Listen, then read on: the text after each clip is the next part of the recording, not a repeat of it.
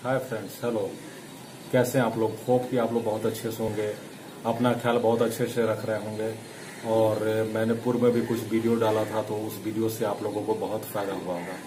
तो दोस्तों, मैं ज़्यादा बात लंबा नहीं करते हुए मुद्दे की बात पे आता हूँ। तो मैंने बहुत सारा टर्म्स और एस्पेक्ट डिस्कस किया था, जैसे मराठा का संबंध, भारतीय इतिहास में उनका क्या योगदान है। एक बात याद रखिएगा कि मॉडर्न हिस्ट्री से बहुत सारे सवाल बनते हैं।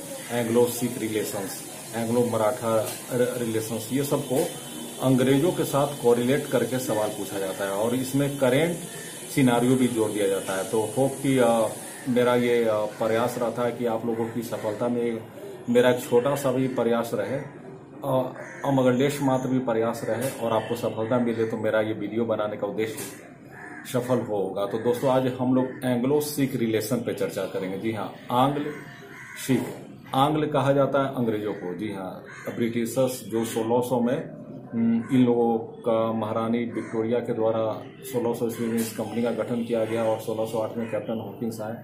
फिर पर वो कोई फरमान तत्कालीन शासक जहांगीर से प्राप्त नहीं कर सके। फिर 1616 में कैप्टन टॉमस रॉय, उन्होंने व्यापारिक फरमान हासिल करने में कामयाबी हासिल की।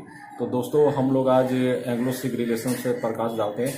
सिख धर्म की शुरुआत कैसे हुई? क्या आप लोगों ने जो सोचा है? सिख धर्म की शुरुआत हुई गुरु नानक के द्वारा, और गुरु नानक जी का जन्म हुआ था 1469 में तत्कालीन भारत में, जो वो आज पंजाब कहा जाता है। 1469 में, याद रखिएगा। घोड़ा और घुड़सवार, यही सिखों की पहचान है। जी हाँ दोस्तों, घोड़ा और घुड़सवार का रिश्ता, यह कथन कहा एन.के. सिंह ने। क्योंकि इसमें सवाल पूछ सकता है कि घोड़ा और घुड़सवार का कथन किसने कहा और किसके संबंध में? तो यह कथन कहा गया श्री एन.के. सिंह के द्वारा सिखों के संबंध में। और सिखों का उदय 15वीं शताब्दी में एक धार्मिक संप्रदाय के रूप में हुआ था, जिसके संस्थापक गुरु नानक थे। और गुरु नानक का जन्म हुआ था 1469 में और इनकी मृत्यु हुई थी 1538 में, याद रखिएगा इसे।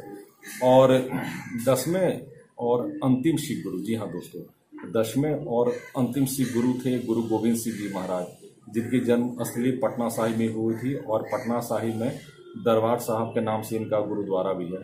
बहुत ही धार्मिक स्थल है और यहाँ रेगुलर लंगर भी चलते रहता है। तो लंगर छका जाता है, आप लोग भी जाएं, लंगर खाएं, लंगर को अपनी सेवा उपलब्ध कराएं। तो गुरु गोविंद सिंह महाराज का जन्म हुआ था 1675 में और इनकी मृत्यु हुई थी 1708 में।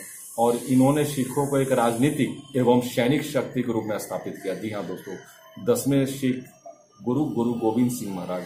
और इन्होंने ने घोषणा किया था कि सिखों का ये जो गुरु का परंपरा है, ये 10वें सिख गुरु के बाद ये परंपरा को अंत कर दिया जाएगा और गुरु ग्रंथ साहब जी के ही निर्देश में जो मार्गदर्शन दिया जाता है वही दिया जाएगा।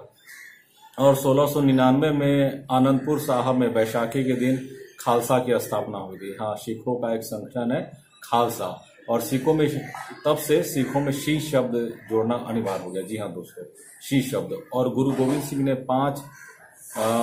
पांच चीज सिखों के लिए अनिवार्य किया था, जिसमें कक्षा, करा, केश और तलवार, ये सब अनिवार्य था। और 10वें गुरु के बाद सिखों का नेतृत्व बंदा बहादुर ने संभाला था डोगरा में। जी हाँ, 10वें सिख गुरु गुरु गोविंद सिंह महाराज के बाद बंदा बहादुर ने संभाला था डोगरा नामक स्थान में। और बंदा बहादुर जी 1716 ईस्वी में वीर गति को प्राप्त हुए थे। और बंदा बहादुर के बाद सिख राजनीति 12वें मिसल यानी संघों में बट गया था। जी हाँ, जब तक बंदा बहादुर जिंदा रहे तब तक सिख एकता बटी रही, लेकिन उसके बाद सिखों का परिवर्तन हो गया 12वें मिसल में, मतलब संघ में। और रणजीत सिंह इसी में एक प्रतापी राजा हुए जो सुगर चकिया मिसल के थे। जी हाँ, महाराणा रणजीत सिंह। और इनके पिता का नाम महासिंह था। इसमें सवाल आता है कि रंजीत सिंह के पिताजी का क्या नाम था? तो आप लोग याद रखें, रणजीत सिंह के पिताजी का नाम था महासिंह। जी हाँ। और 1798 में अफगान के शासक जमान शाह को सहायता करने के बदले उन्हें राजा की उपाधि मिली थी। तत्कालीन शासक अफगानिस्तान के जमान शाह को सहायता किया था महाराजा रणजीत सिंह ने, तब महाराजा रणजीत सिंह को राजा की उपाधि दी गई थी जमान सिंह के द्वारा। और रणजीत सिंह के विजित क्षेत्र थे। जी हाँ, इन्होंने बहुत सारा क्षेत्र जीता था, जैसे 1799 में लाहौर, और अमृतसर 1802 में, मुल्तान 1818 में, कश्मीर 1819 में और पेशावर 1834 में। मैं जितना डेट बता रहा हूँ ये सबको याद है जो रखिएगा, क्योंकि इस पर सवाल आएगा कि महाराजा रणजीत सिंह जी कौन सी मिस लिखे थे, तो सुगर चकिया मिस लिखे थे। और इन्होंने अमृतसर को कब जीता, 1802 में। लाहौर को कब जीता, 1799 में। और रणजीत सिंह का साम्राज्य जो था वो 4 भागों में बटा हुआ था। कश्मीर जिसको उन्होंने 1819 में जीता, लाहौर जिसे उन्होंने 1799 में जीता, मुल्तान जिसे उन्होंने 1818 में जीता, और पेशावर जिसे उन्होंने 1834 में जीता। इंग्लैंड के राजा विलियम चतुर्थ ने 1831 में लॉर्ड विलियम्स वेटनिक के माध्यम से रणजीत सिंह को तोहफा भेजा और पुरानी मित्रता की याद दिलाई। जी हाँ दोस्तों, लॉर्ड विलियम बेंटिक के माध्यम से इंग्लैंड के राजा विलियम चतुर्थ ने। इसमें भी सवाल बनेगा कि किस इंग्लैंड के राजा ने महाराजा रणजीत सिंह को किस तिथि को जो है मित्रता की याद दिलाने वाली संधि भेजा, तो उस राजा का क्या नाम था। तो इंग्लैंड के राजा का नाम था विलियम चतुर्थ, और इन्होंने 1831 में उन्हें मित्रता का प्रस्ताव भेजा था। रणजीत सिंह की बढ़ती हुई शक्ति से अंग्रेजों को चिंता हुई, और सन 1809 में, याद रखिएगा VBI मोस्ट इंपॉर्टेंट फैक्ट मैं बता रहा हूँ, सन 1809 में चार्ल्स मैटकैफ के राजनीतिक चतुराई और सैनिक दबाव के माध्यम से अंग्रेजों और रणजीत सिंह के बीच अप्रैल 1809 में अमृतसर की संधि हुई। अमृतसर की संधि बहुत इंपॉर्टेंट है। पूछता है कि अमृतसर की संधि किस तिथि को हुई, सन 1809 में। किसके किसके बीच हुई, तो महाराजा रणजीत सिंह और सर चार्ल्स मैटकैफ के बीच। और इस संधि से सतलज की सीमा रेखा बन गई अंग्रेज और रणजीत सिंह के बीच, और रणजीत सिंह के राज के बीच। रणजीत सिंह के मृत्यु के पश्चात सतलज नदी पर जो सीमा जो तय की गई थी, लेकिन बाद में आगे चलकर यही राजनीति अस्थिरता का कारण बनी और लगातार उत्तराधिकारियों की मृत्यु होती रही।